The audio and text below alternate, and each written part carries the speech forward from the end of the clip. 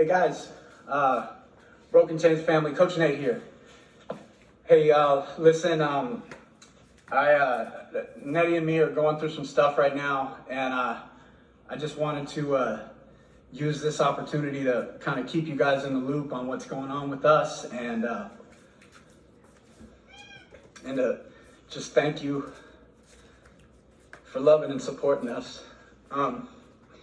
Some of y'all may not know, but Annette and me have been wanting to become parents for a long time. And we decided about a year ago that we were going to start working towards an adoption. And just in January, I guess it was about January, we got matched up with a young girl who was homeless and pregnant. I think she was about 4 months at the time, and she reached out to our adoption attorney, who we'd been working with, and we met them the same day. We got to know her and the father, and we hit it off really well, and we were so excited. And you know, some of you guys knew about this, you know, and so over the course of the past, few months that we've been, walking alongside this girl, like I said, she was living out of her car. She had a 1-year-old toddler with her, and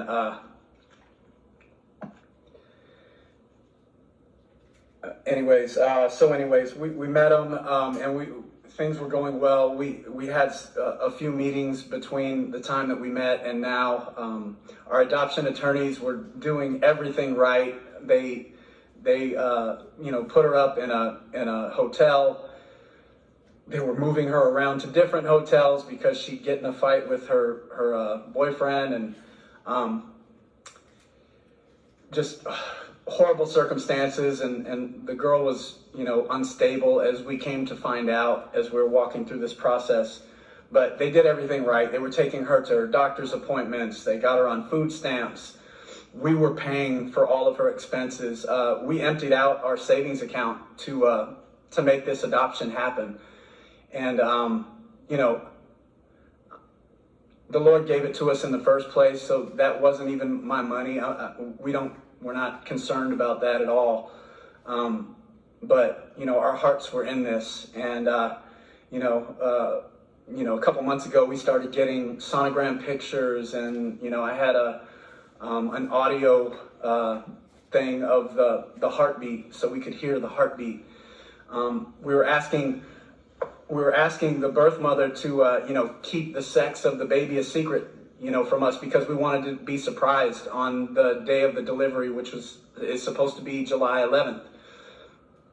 And at our last meeting, just a couple of weeks ago, she manipulatively told us that we would be having a girl, and Annette was upset about that, but we pulled our stuff together and we just, gave her a hug and showed her grace, and we continued walking along. So, we were excited, a little girl's coming, and I was excited about becoming a father, and Nettie just overjoyed about becoming a mother. And just yesterday, our attorney called us, and they told us that this girl had changed her mind. She had cursed them out, said that she no longer trusted them anymore, and that she didn't trust us, she didn't like us. We'd been nothing but graceful and loving towards her. We were writing her every week. I was, trying to witness to her, trying to tell her about Jesus. I was doing everything that I could, that we could, to just be loving towards her, and to encourage her that she was doing the right thing, and that we would take amazing care. We would provide a great life for this baby that was on the way. So she cut ties.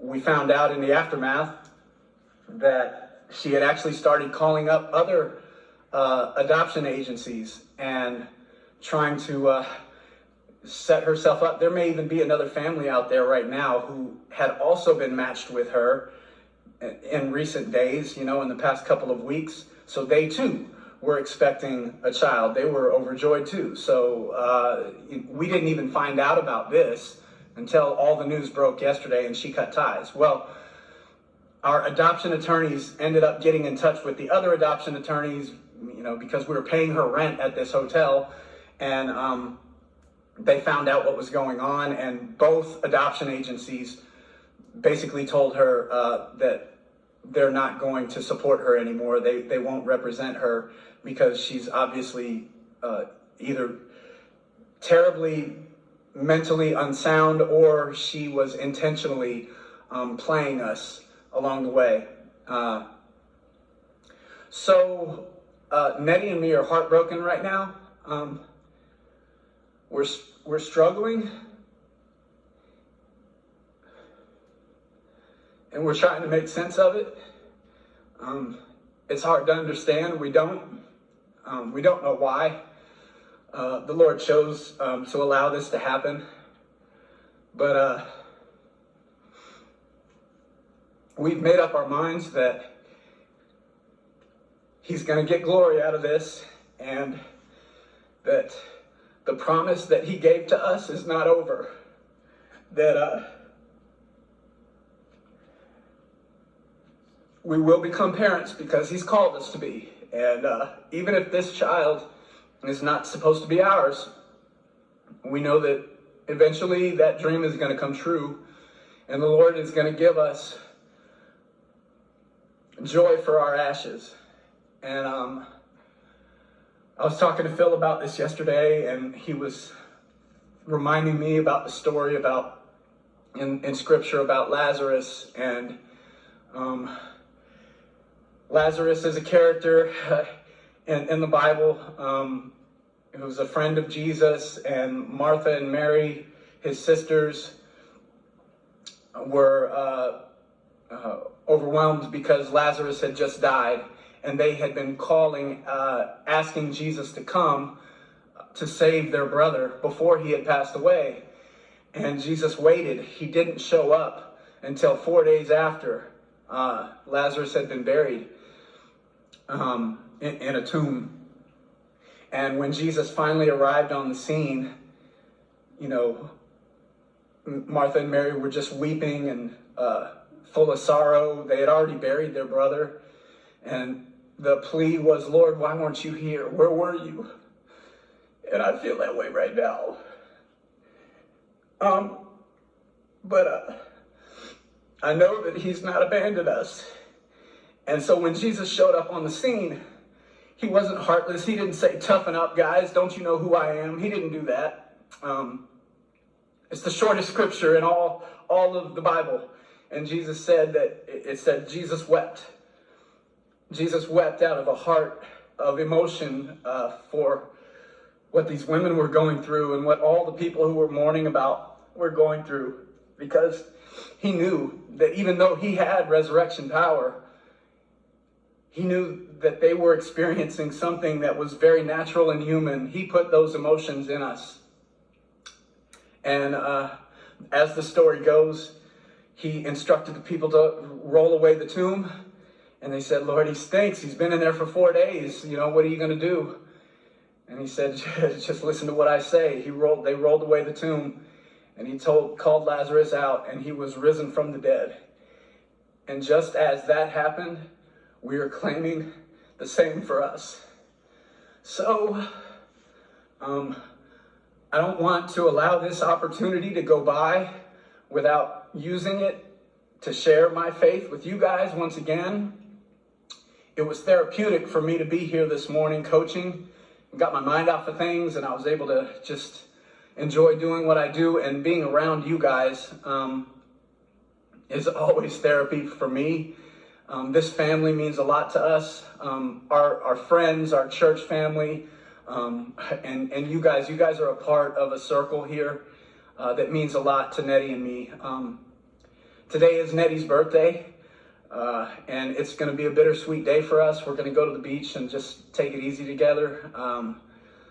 But she's a wreck right now, and we're just kind of mourning together. But I wanted to let you guys know how special you are to us, and I'm not asking for you to feel sorry for us or anything like that. I'm not asking for anything other than that you would pray for our hearts, that we could heal through this. And I want you to pray too for that baby.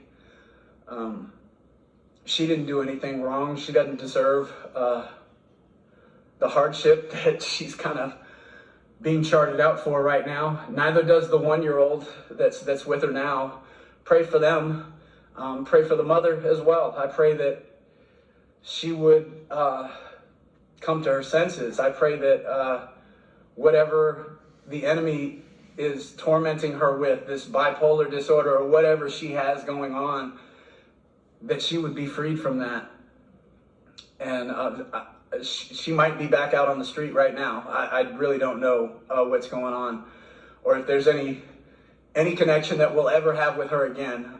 So I don't know how all of this pans out, and we may never know long term what's to come for this child, and for the 1-year-old either. But we're believing that the Lord has a plan, and He's going to see us through this. Anyways, guys, just wanted to tell you I love you.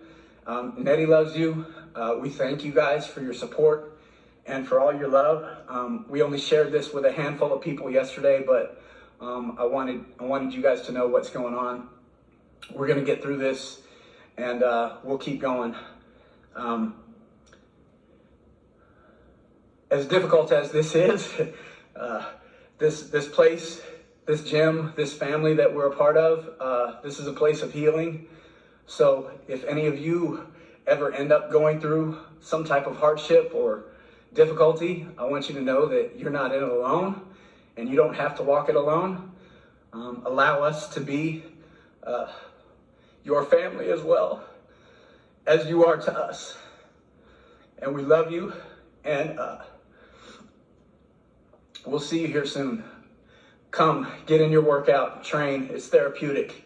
Be around this family. We love you guys, and we'll talk to you soon. Bye.